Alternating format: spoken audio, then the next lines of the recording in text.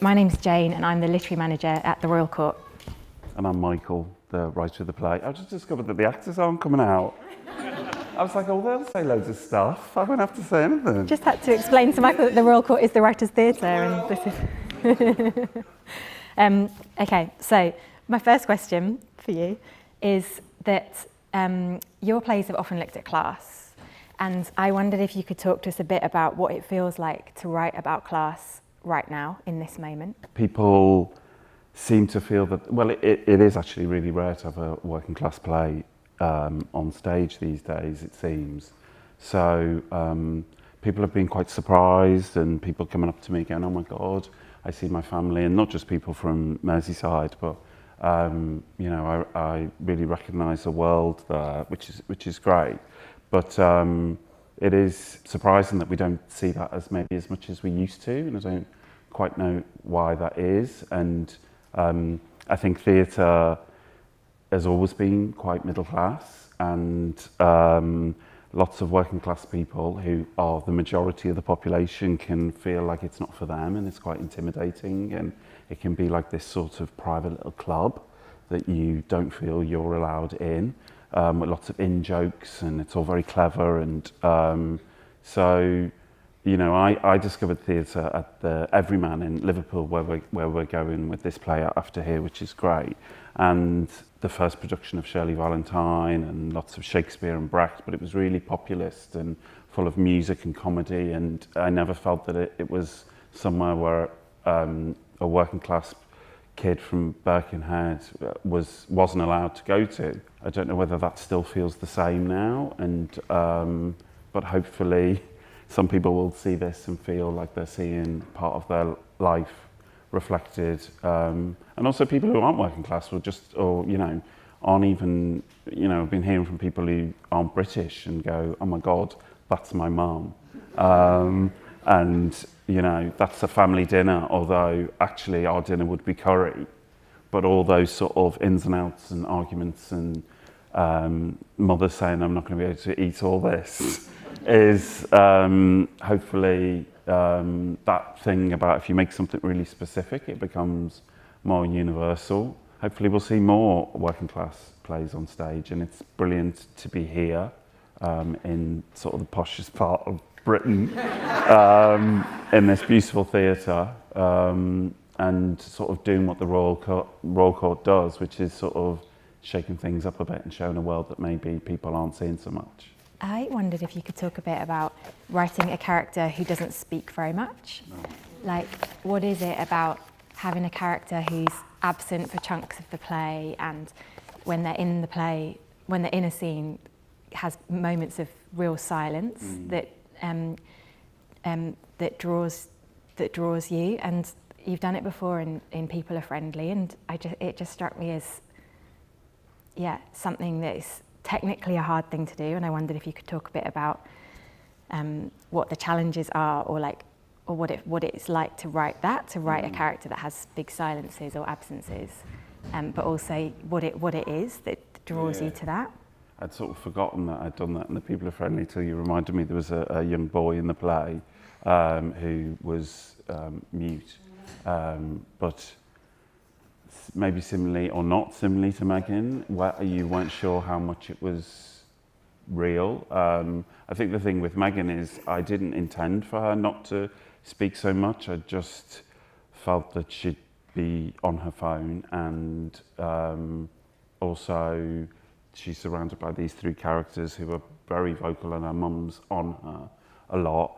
And I just really wanted to try and push that as much as I can, as much as I could. But I'm also aware that that's quite tough, and I think some people probably have a difficult time with that. And especially when you read a play, you know, some actors read a play and see how many lines they've got. That could be really hard, and also I love the idea of a whole act where she's present. Her presence is not totally dictating what's going on, but she's sort of having a bit of power, but we don't see her, and we don't quite know what she's doing and what's going on up there. And I also in the final act when Megan's alone on stage, that bit which I call Megan's Dream Ballet. I've just never felt that it was right for her to have a big monologue explaining everything that was going on, even though that will probably disappoint people. But I just felt that that's not true to her character. And I love characters alone on stage where you just sort of, it's like you're inside their head a bit and you're sort of fascinated by them and it's like, well, what are they going to do?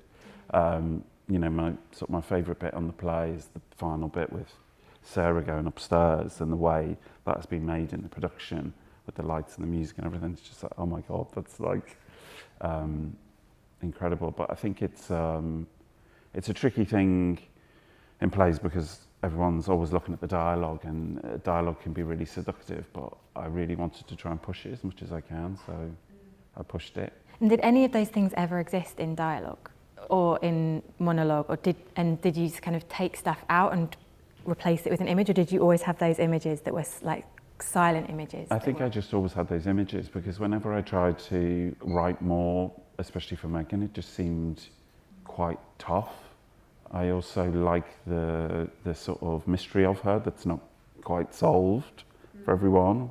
So final question from me and then I'll hand over. I've been thinking a lot at the moment about like transition periods at the Royal Court Theatre and different artistic directors coming and going, and I was thinking about how your plays have existed here under Ian Rickson, The Knocky and People Are Friendly, and Dominic Cook with The Priory, and then Who Cares, and now this play under Vicky.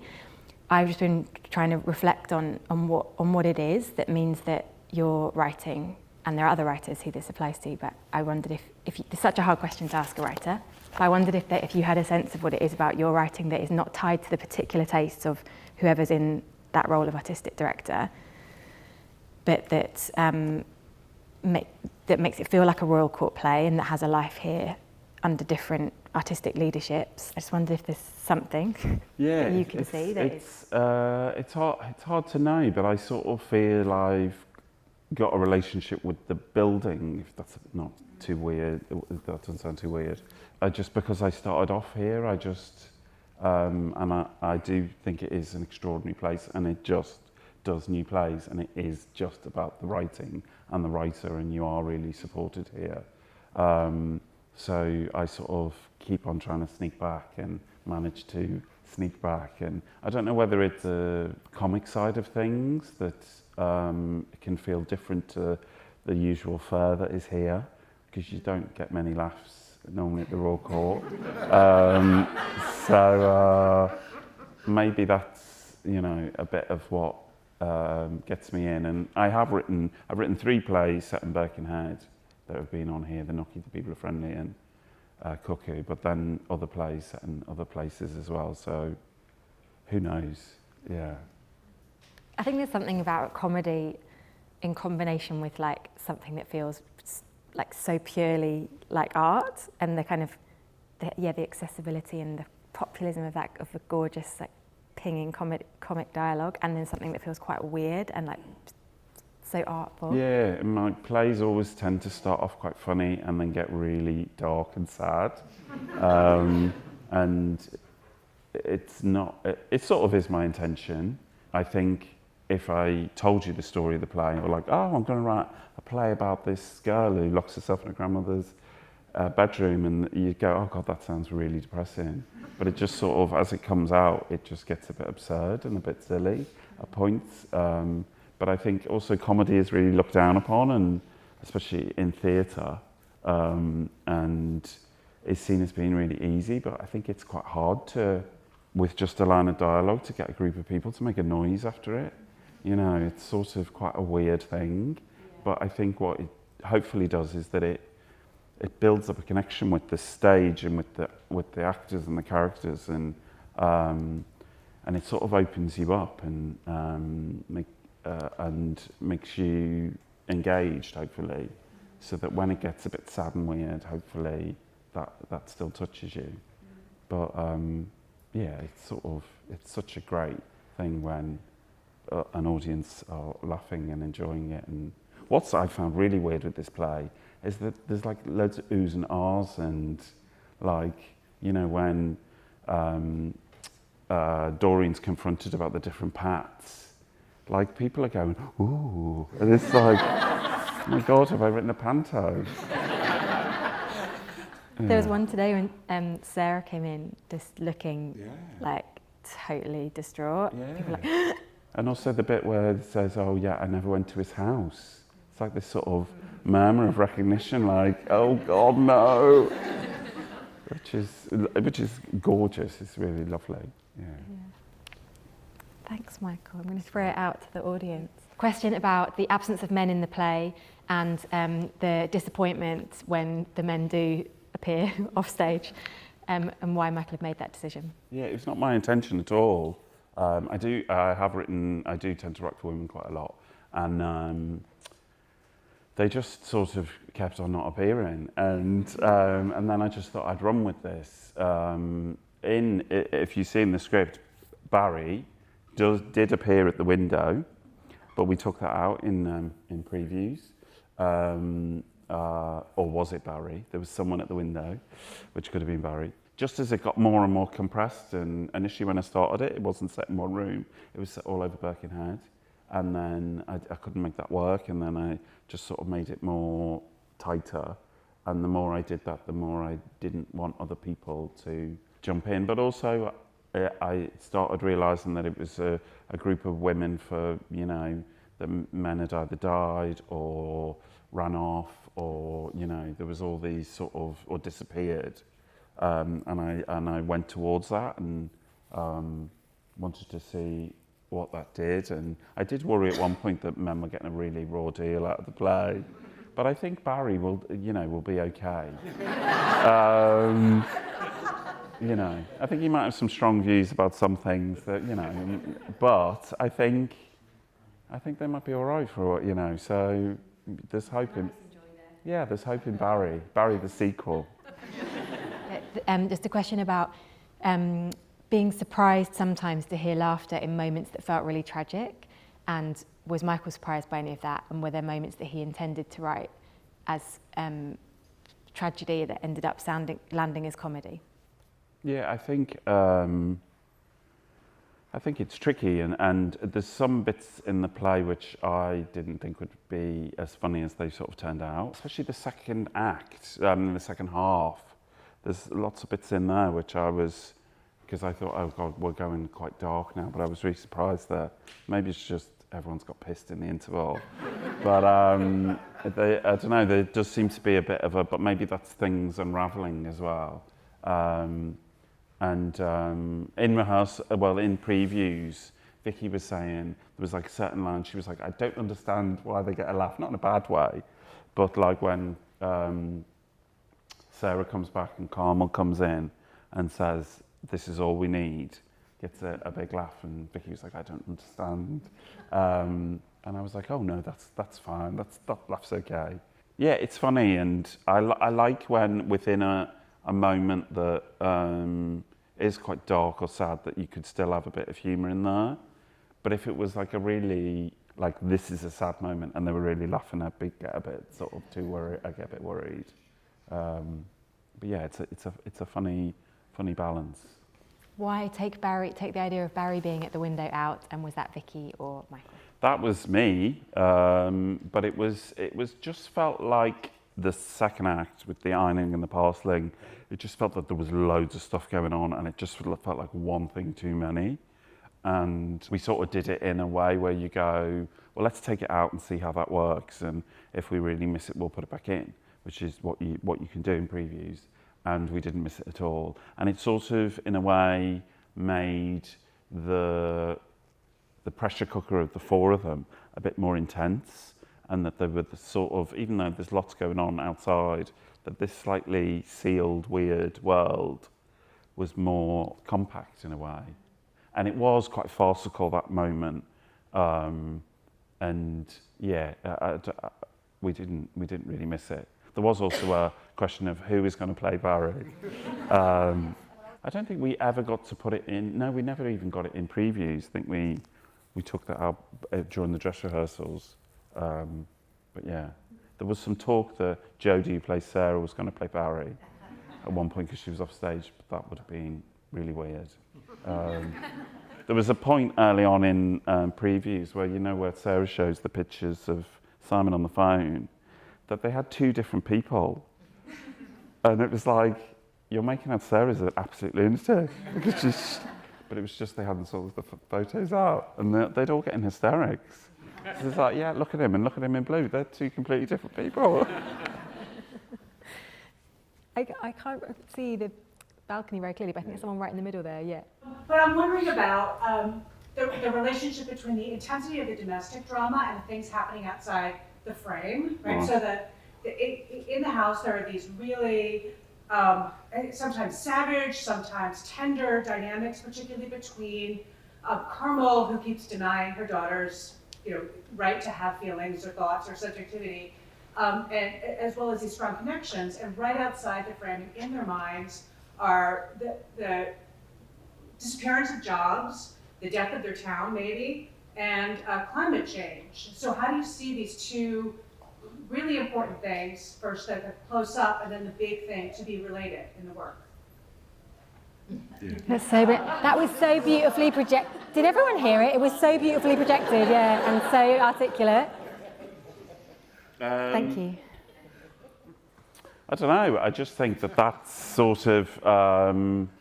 I think I've often quite liked the public and the private, and how the outside world really impacts on the private world, but not in a hopefully not too heavy-handed way, and that ultimately the thing I learnt writing this play is that a play is between the characters in the room, on the stage, and the problem can not only but sort of be sorted between those characters, but that the outside things going on out in the outside world, like boots or the buses or the education system, or has and the climate has an effect. Ultimately, it's really about what's going on in here. You need some underpinning of what's going on in the world, because those sort of plays where it's just here, to me sometimes it's like, well, where are we? What's going on? I don't quite understand. Are we in the past, present, future? Which is great, which can be a play, But I remember one of the first things I said to you about the play, that kind of slightly nervous moment where you first talked to a writer about the play, and I remember saying to you that I felt like it was about these women who weren't afforded interior lives because of all the stuff that was happening, in the world around them and in their world, and that I feel like speaks to the same. Yeah. Thing that you guys are talking Yeah, and I think the thing that I hopefully comes through is this idea that are we living in really strange, uncertain times, or is it just the way we're living with our phones sending us news alerts and pings to distract us from what's really going on, intentionally and not intentionally?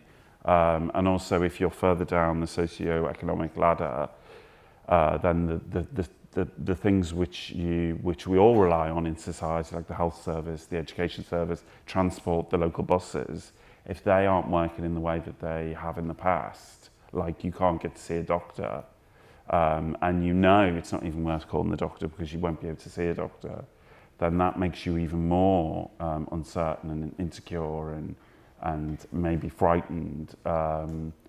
So just that sort of political underpinning of, especially now where we live in a country where nothing seems to work, and everyone's sort of getting on with it.